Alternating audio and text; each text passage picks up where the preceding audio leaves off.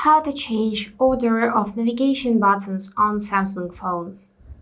So if you want to change order of your buttons, which are placed on the bottom of the screen, then I'm going to show you how you can do this.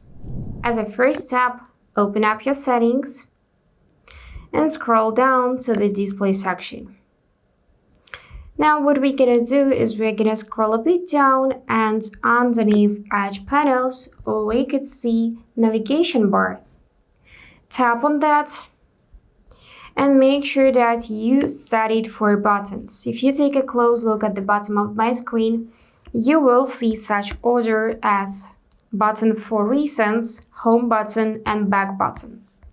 To switch the different order, we just need to click on the more options.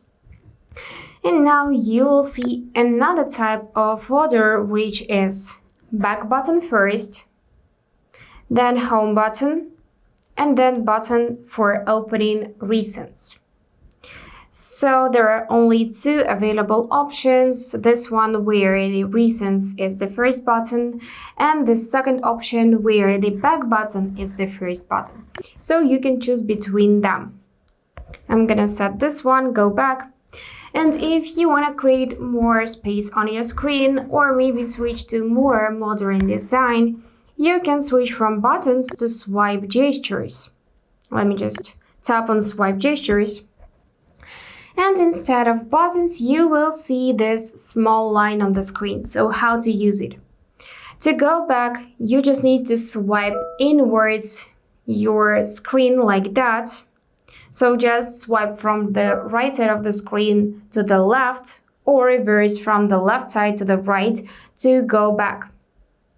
Now to go to the home screen, you just need to swipe from this line on the bottom up quickly, and that's it. To open recents, you gotta swipe from the line to the middle and hold your finger a bit. And this will trigger recents.